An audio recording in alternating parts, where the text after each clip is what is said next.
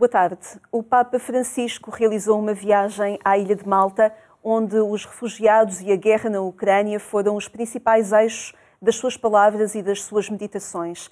Vamos analisar estes 2 dias de visita com o jornalista Ricardo Perna, da revista Família Cristã, já daqui a alguns instantes, depois de olharmos para a Semana do Papa com um claro destaque, claro, para esta viagem à Ilha de Malta. Cari fratelli e sorelle, buongiorno.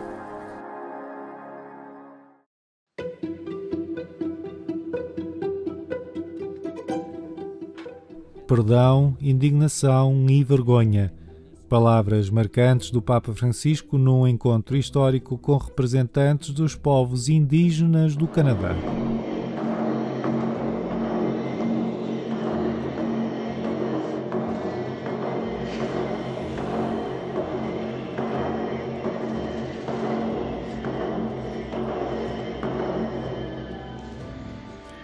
Provo vergogna, dolore e vergogna per il ruolo che diversi cattolici, in particolare con responsabilità educative, hanno avuto in tutto quello che vi ha ferito, negli abusi e nella mancanza di rispetto verso la vostra identità, la vostra cultura e persino i vostri valori spirituali.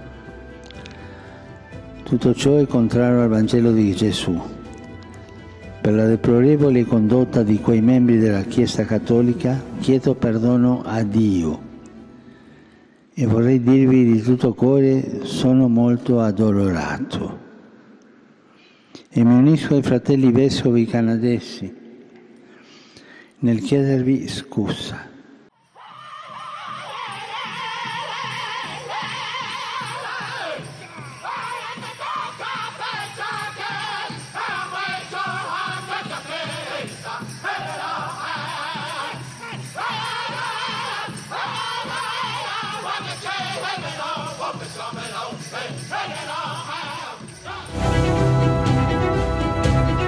Depois de Lampedusa e de Lesbos, o Papa cumpriu em Malta uma nova etapa de peregrinação ao encontro dos migrantes e refugiados que atravessam o Mediterrâneo em busca de um futuro. Um cenário que se repete a leste, onde sopram os ventos de guerra. Il fenomeno migratorio non è una circostanza del momento, ma segna la nostra epoca. Porta con sé i debiti di ingiustizie passate, di tanto sfruttamento, di cambiamenti climatici e di sventurati conflitti di cui si pagano le conseguenze. Pensavamo che invasioni di altri paesi, brutali combattimenti nelle strade e minacce atomiche fossero ricordi oscuri di un passato lontano. Ma il vento gelido della guerra, che porta solo morte, distruzione e odio, si è abbattuto con prepotenza sulla vita di tanti e sulle giornate di tutti. E mentre ancora una volta qualche potente tristemente rinchiuso nelle anacronistiche pretese di interessi nazionalisti provoca e fomenta conflitti, la gente comune avverte il bisogno di costruire un futuro che o sarà insieme o non sarà. Na pequena ilha de Gozo, Francisco visitou o Santuário Mariano local, um dos principais destinos de peregrinação dos malteses. Ali, deixou uma mensagem particular à comunidade católica. O verdadeiro teste de fé não é a religiosidade exterior, mas o tratamento dado aos irmãos. Non possiamo accoglierci solo tra di noi all'ombra delle nostre belle chiese, mentre fuori tanti fratelli e sorelle soffrono e sono crocifissi dal dolore, dalla miseria, dalla povertà, dalla violenza. Vi trovate in una posizione geografica cruciale che si affaccia sul Mediterraneo come polo di attrazione e approdo di salvezza per tante persone sballottate dalle tempeste della vita che, per motivi diversi, arrivano sulle vostre sponde. Nel volto di questi poveri è Cristo stesso che si presenta a voi. Na Gruta de São Paulo, um dos locais mais simbólicos para os católicos em Malta, o Papa rezou por todos aqueles que procuram chegar à Europa atravessando o Mediterrâneo. Aiutaci a riconoscere da lontano i bisogni di quanti lottano tra le onde del mare, abbattuti sulle rocce di una riva sconosciuta. Fa che la nostra compassione non si esaurisca in parole vane.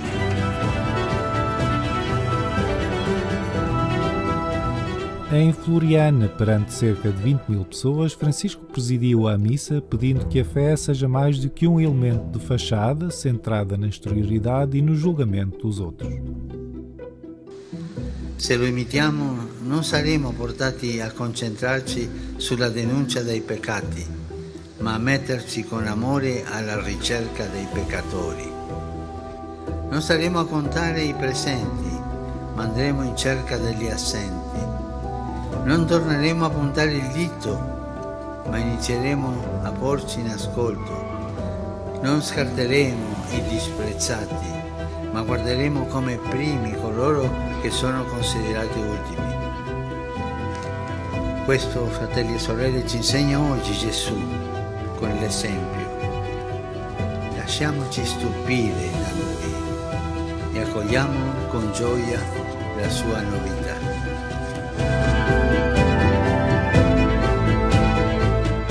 A viagem de 2 dias, breve mas intensa, concluiu-se com uma mensagem em defesa dos migrantes que atravessam o Mediterrâneo, rezando pelos que arriscam a vida no mar à procura de esperança. Most nights I cried. I asked God why. Sometimes I just wished I had died. I started to wonder if all the journey was a mistake. Why were men like us treating us like criminals instead of brothers?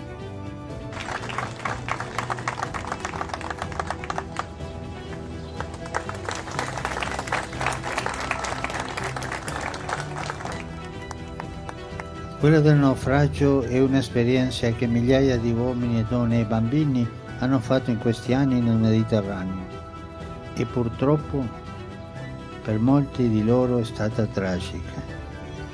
Proprio ieri si è persa la notizia di un salvataggio avvenuto al largo della Libia di soli 4 migranti in un'imbarcazione che ne conteneva circa 90.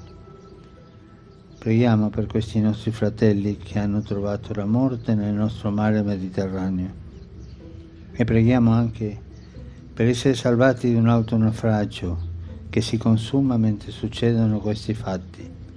È il naufragio della civiltà che minaccia non solo i profughi ma tutti noi.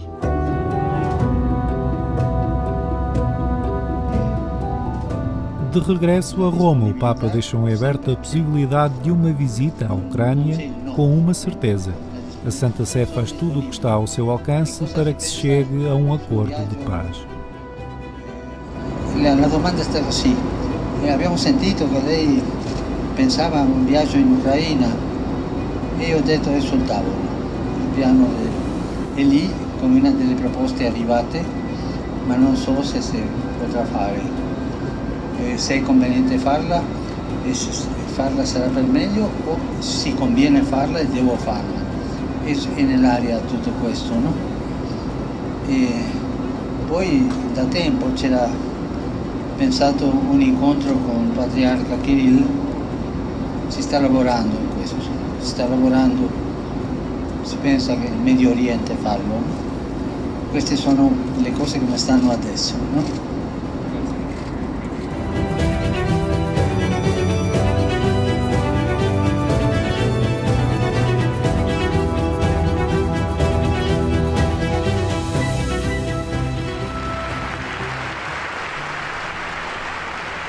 As imagens que chegam da Ucrânia não deixam ninguém indiferente e o Papa não é exceção.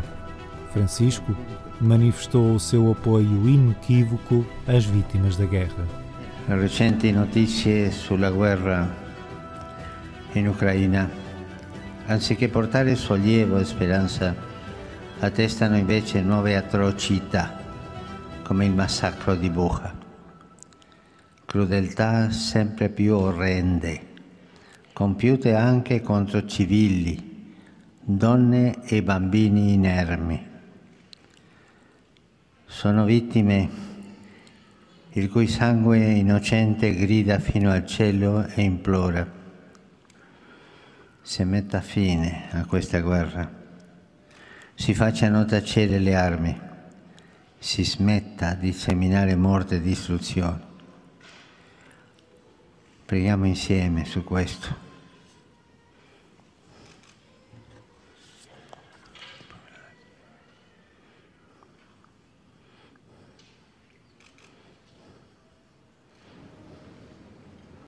Questa bandiera viene dalla guerra,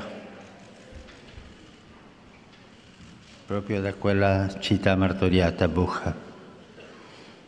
E anche ci sono qui alcuni bambini ucraini che ci accompagnano. Salutiamoli e preghiamo insieme con loro.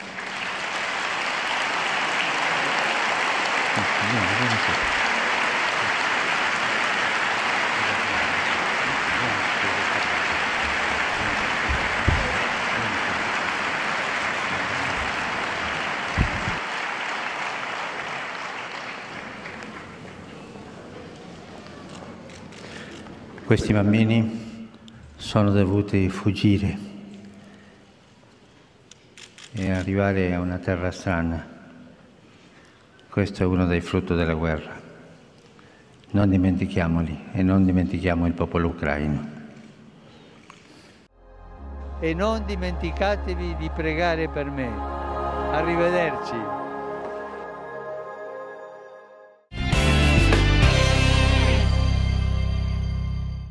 As principais mensagens do Papa Francisco na Ilha de Malta, assim como outros assuntos que marcam a atualidade informativa, podem ser encontrados em agência.eclésia.pt. Agora saúdo Ricardo Perna, jornalista da revista Família Cristã. Obrigada, Ricardo, por estares connosco. Vamos começar por esta imagem forte que vimos há instantes nesta reportagem sobre aquilo que aconteceu ontem na audiência do Papa Francisco, em que ele ergue uma bandeira da Ucrânia vinda de Bucha.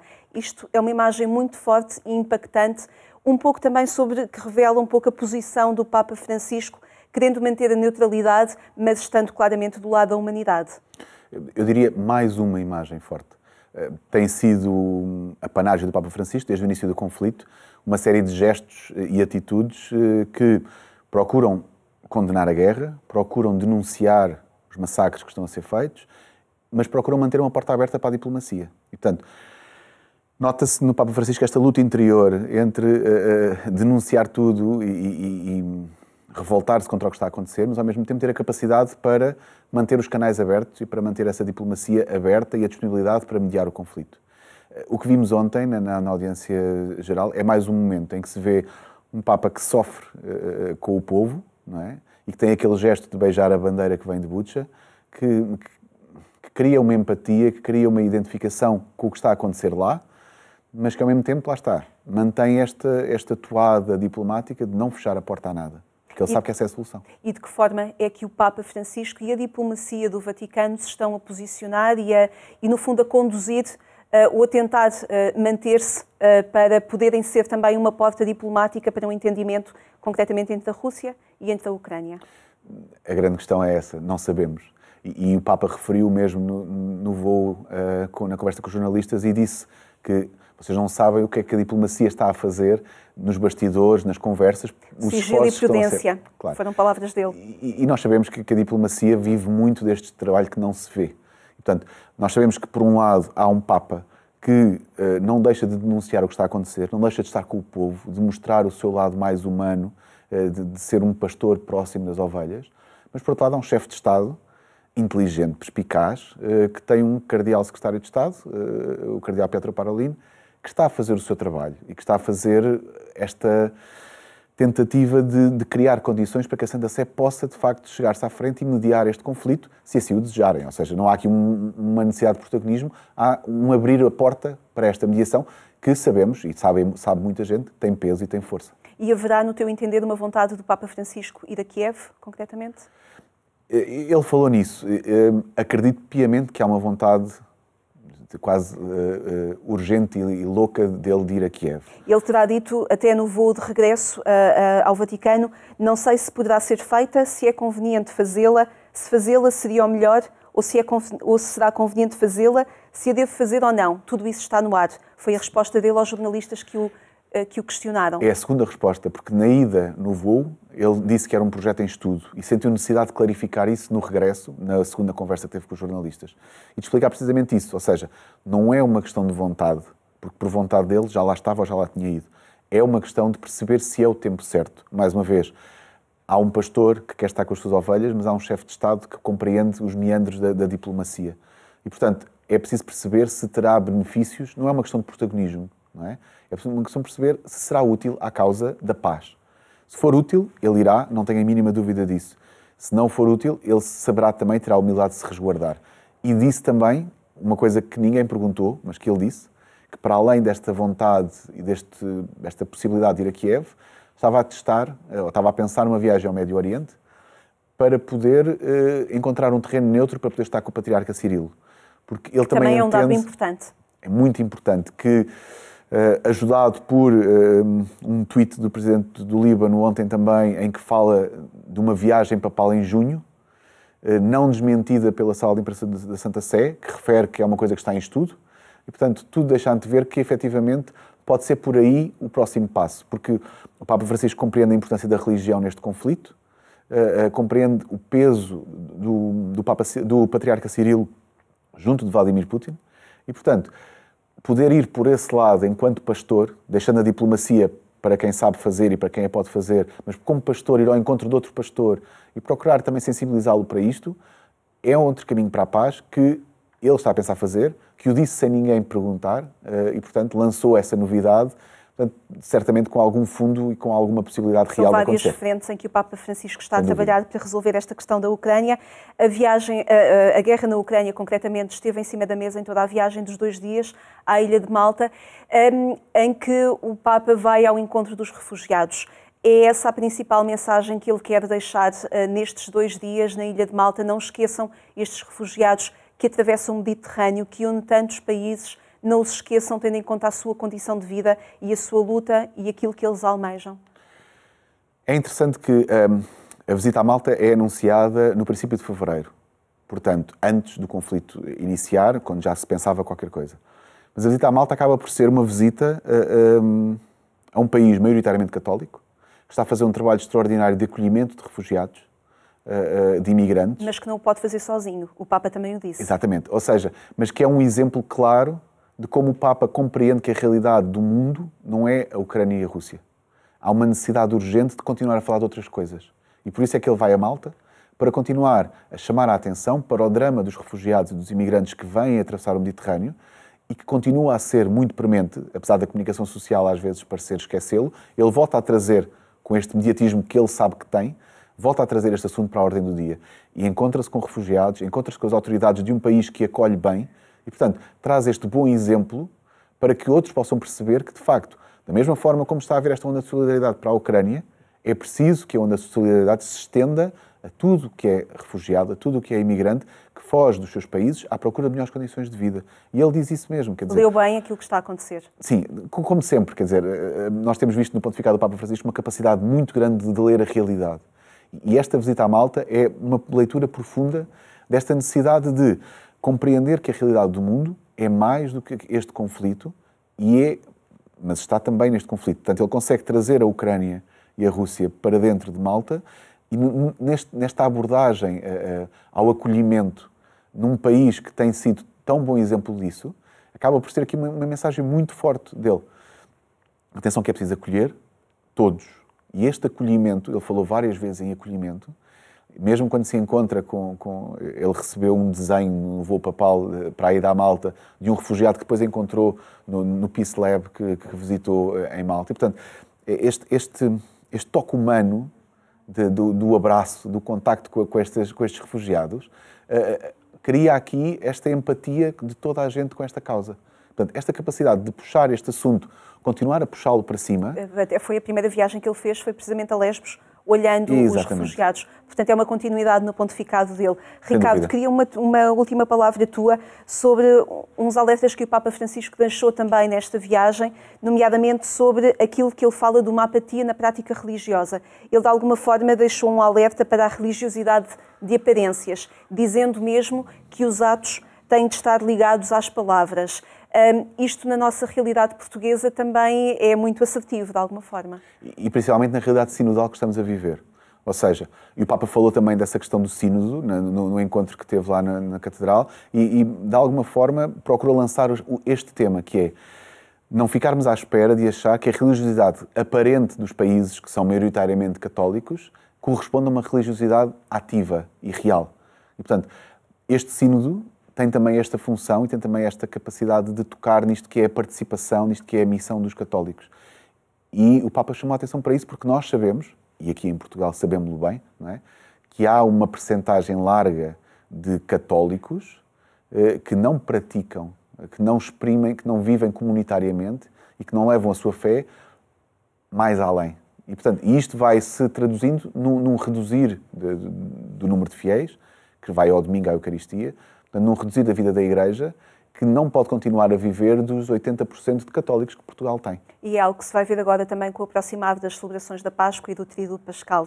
Ricardo Perna, obrigada por ter estado connosco. Estes minutos passam muito rapidamente para analisar 2 dias de viagem e os seus discursos, mas obrigada por ter estado connosco a fazer isso mesmo. Muitíssimo obrigada. Obrigada pelo convite. Obrigada a si também por ter estado connosco. No portal de informação agência.eclesia.pt encontra estas e outras análises e outras notícias que pode acompanhar na atualidade informativa. Obrigada então por ter estado connosco. Até amanhã, se Deus quiser.